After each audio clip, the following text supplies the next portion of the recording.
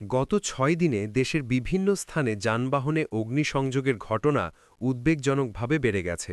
এই ৬ দিনে মোট ৩২টি যানবাহনে আগুন দেওয়া হয়েছে। এর মধ্যে রয়েছে ২৮টি বাস, ২টি পিকআপ, একটি প্রাইভেট কার, একটি ট্রাক এবং তেজগাঁওয়ে পরিত্যক্ত একটি ট্রেনের বগি।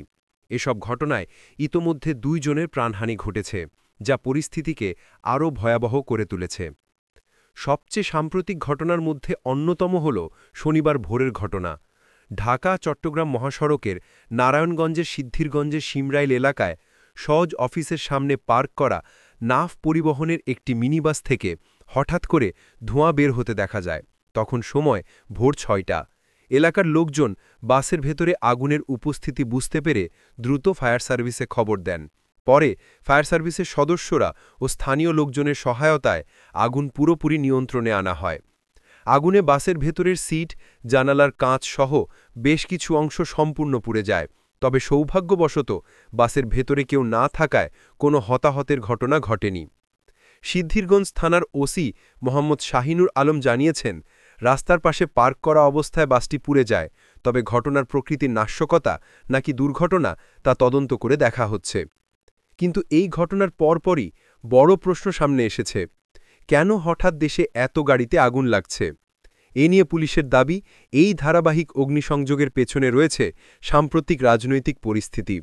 পুলিশের ভাষ্য অনুযায়ী ক্ষমতাচ্যুত সাবেক প্রধানমন্ত্রী শেখ হাসিনার বিরুদ্ধে মানবতা বিরোধী অপরাধে করা মামলার রায়ের তারিখ ঘোষণাকে কেন্দ্র করে উত্তেজনা তৈরি হয়েছে। এই পরিস্থিতিতে নিষিদ্ধ আওয়ামী লীগের ডাকা লকডাউন কর্মসূচিকে কেন্দ্র করেই দেশে নাশকতা বেড়েছে এবং যানবাহনে ধারাবাহিকভাবে আগুন দেওয়ার ঘটনা ঘটছে। এই ৬ দিনে আগুনে ক্ষতিগ্রস্ত যানবাহনের তালিকা বিশ্লেষণ করলে দেখা যায় বাসই সবচেয়ে বেশি ক্ষতিগ্রস্ত হয়েছে। অনেক ক্ষেত্রে বাসগুলো রাতে পার্কিং করা অবস্থায় কিংবা গভীর রাতে আগুন ধরিয়ে দেওয়া হয়েছে। ময়মনসিংহের ফুলবাড়িয়ায় এক বাসে আগুন লাগানোর সময় বাসের চালক ঘুমিয়েছিলেন। আগুন লাগলে তিনি বের হতে না পারায় ঘটনাস্থলেই দগ্ধ হয়ে মারা যান। এই ঘটনা ব্যাপক ক্ষোভ সৃষ্টি করেছে।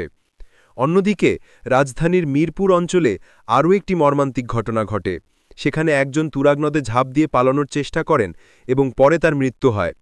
পুলিশ বলছে, এই ব্যক্তি নাশকতামূলক একটি ঘটনার সঙ্গে যুক্ত ছিলেন এবং ঘটনাস্থল থেকে পালাতে গিয়ে নদীতে ঝাঁপ দেন। এদিকে রাজধানীর নিরাপত্তা জোরদার করতে পুলিশ বিশেষ অভিযান পরিচালনা করছে। গত ৬ দিনে ঢাকায় মোট ১৯৫ জনকে গ্রেফতার করেছে ঢাকা মেট্রোপলিটন পুলিশ।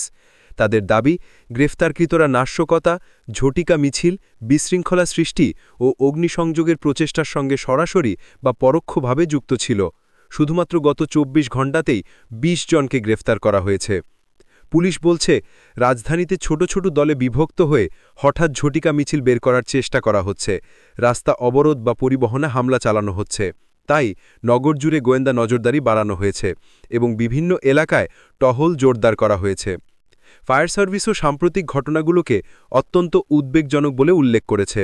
তারা জানিয়েছে, দিনরাত নির্বিশেষে প্রতিটি কল দ্রুত গুরুত্ব দিয়ে নেওয়া হচ্ছে। বিশেষ করে হাইওয়ে এবং শহরের ব্যস্ত এলাকায় অতিরিক্ত প্রস্তুতি রাখা হচ্ছে, যেন আগুন লাগার পর যত দ্রুত সম্ভব ঘটনাস্থলে গিয়ে ক্ষয়ক্ষতি কমানো যায়। অন্যদিকে গণপরিবহন মালিক ও শ্রমিকরা এখন ভয়ের মধ্যে রয়েছেন। অনেক বাস মালিক রাতের বেলা বাস পার্কিংয়ের জায়গা পরিবর্তন করছেন বা নিরাপত্তার জন্য অতিরিক্ত লোক নিয়োগ করছেন। কেউ কেউ রাতের ডিউটি বন্ধ রাখারও কথা ভাবছেন। সার্বিকভাবে বলতে গেলে গত ৬ দিনের ধারাবাহিক অগ্নিসংযোগ, মানুষের মৃত্যু, একের পর এক গ্রেফতার এবং রাজনৈতিক উত্তেজনার প্রেক্ষাপট পুরো পরিস্থিতিকে এক অনিশ্চিত ও ঝুঁকিপূর্ণ অবস্থায় নিয়ে গেছে। পুলিশ, ফায়ার সার্ভিস এবং সংশ্লিষ্ট কর্তৃপক্ষ সবাই পরিস্থিতি নিয়ন্ত্রণে কাজ করছে, তবে সাধারণ মানুষের মধ্যে উদ্বেগ ও আতঙ্ক ক্রমশ বাড়ছে।